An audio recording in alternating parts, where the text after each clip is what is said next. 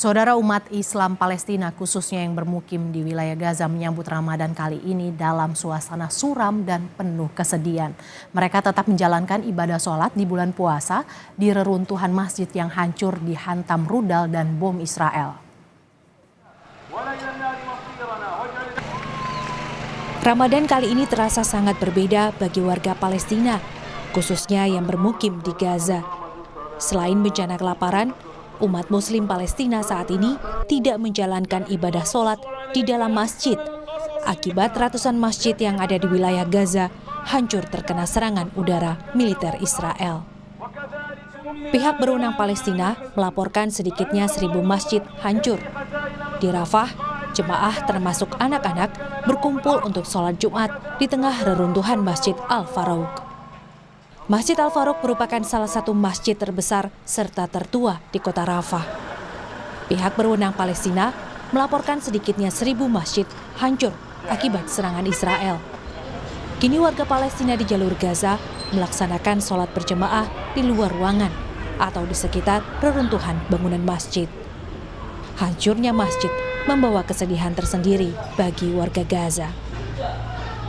يشعر الإنسان بالحزن لما يرى بيوت الله سبحانه وتعالى مهدمة ومكومة كومة من التراب، ولكن لا نستطيع أن نقول حسبنا الله ونعم الوكيل. منعنا هذا العدوان وتدمير المساجد عن أداء عباداتنا في هذا الشهر، شهر رمضان، مع العلم أنه هذا الشهر شهر رمضان شهر عظيم بالنسبة للمسلمين.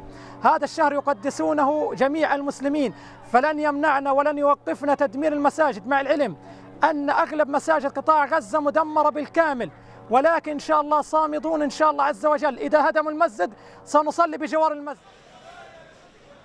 Di bulan Ramadan kali ini, masih ada puluhan orang terlihat di pasar-pasar di Ramallah untuk berbelanja makanan dan permen beberapa hari menjelang bulan puasa. Namun harga yang tinggi juga menghambat perayaan yang biasanya terjadi dalam setahun. Persiapan menyambut bulan Ramadan kali ini tak seperti tahun-tahun sebelumnya. Sementara bantuan terus mengalir ke Gaza, pesawat bantuan kemanusiaan melepaskan bantuan melalui udara ke wilayah Gaza Utara. Namun sebagian besar perbekalan tidak tepat sasaran, sehingga banyak yang jatuh ke laut. Tak hanya itu, buruknya pengelolaan bantuan membuat warga Gaza tetap kekurangan makanan. بس إن نيجي نستلم الطحين روحنا بدون طحين، اجينا هنا على المساعدات اللي برمونا اياها من الطياره، وتفرجوا يا عمي المساعدات اللي قاعدين العرب بعطونا اياها بدعمونا اياها، وطلع تفرج. Perang yang berkecamuk di wilayah Gaza selama 5 bulan menyebabkan lebih dari 500.000 warga terancam kelaparan. Harapan akan gencatan senjata tampaknya sulit terwujud dalam waktu dekat. Warga Gaza yang jadi korban konflik kini terpaksa tinggal di tenda-tenda pengungsian dan serba kekurangan. Saudara, bagaimana suasana Ramadan terkini di Gaza? Kita akan tanyakan langsung kepada sukarelawan Lembaga Kemanusiaan Mercy yang saat ini berada di Khan Yunis, Fikri Rafiul Haq. Selamat siang Mas Fikri.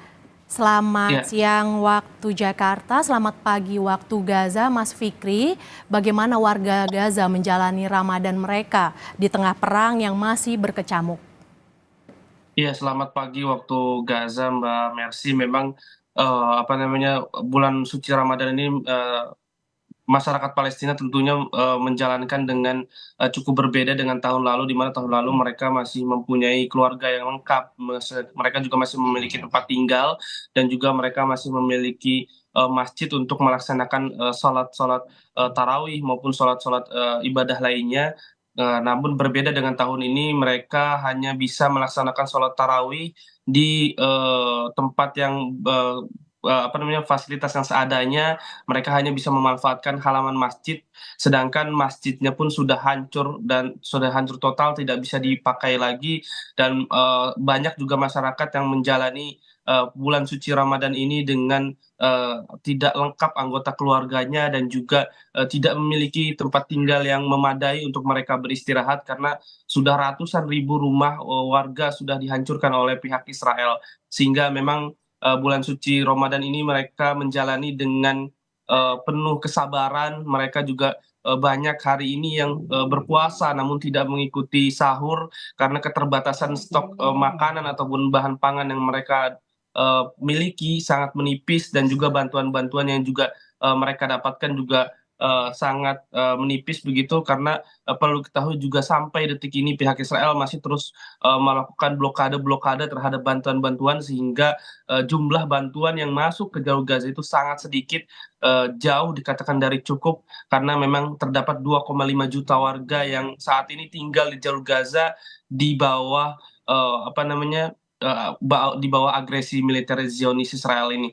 Dan memang beberapa hari yang lalu memang banyak juga apa namanya bantuan-bantuan yang diterjunkan melalui udara, namun sekali lagi bantuan-bantuan ini kurang efektif, di mana memang bantuan ini pun mengakibatkan insiden kecelakaan, di mana memang parasutnya tidak berfungsi dengan baik, sehingga menimpa warga yang sedang menunggu. Data yang saya dapatkan bahwa sampai sehari ini ada 5 orang warga yang meninggal akibat bantuan tersebut karena insiden parasut yang tidak bisa terbuka, dan juga banyak juga salah target, di mana banyak ya turun di laut ataupun perbatasan Mesir dan juga Israel, sehingga masyarakat tidak bisa menggapai bantuan-bantuan tersebut. Dan memang yang paling efektif adalah bantuan-bantuan tersebut ya melalui jalur darat saja, melalui Rafah antara perbatasan Mesir dan jalur Gaza.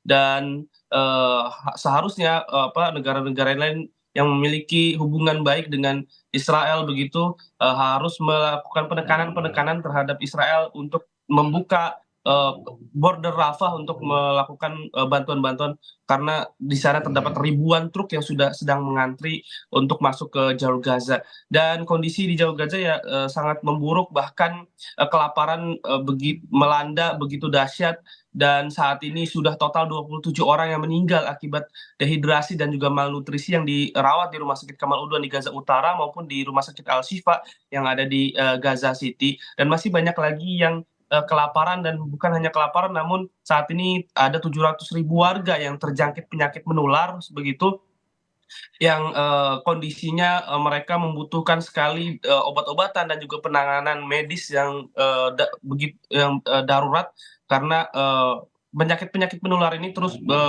menulari warga-warga karena kondisinya sangat buruk. Di tenda-tenda pengungsian banyak genangan-genangan air akibat saluran-saluran air yang rusak dan dibom juga oleh pihak Israel, sehingga ini menimbulkan banyaknya penyakit yang dialami oleh masyarakat Gaza.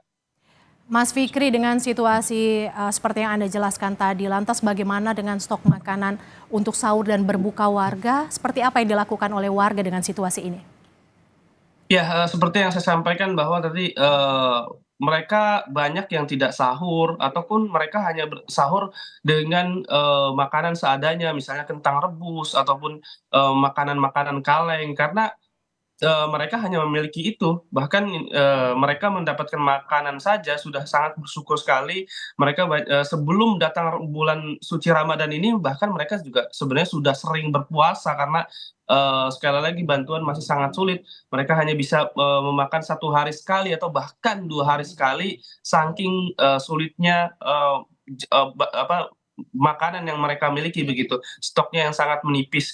Dan untuk berbuka pun sama, mereka hanya makan sederhana saja, yang penting mereka bisa membatalkan puasa mereka pada azan maghrib begitu.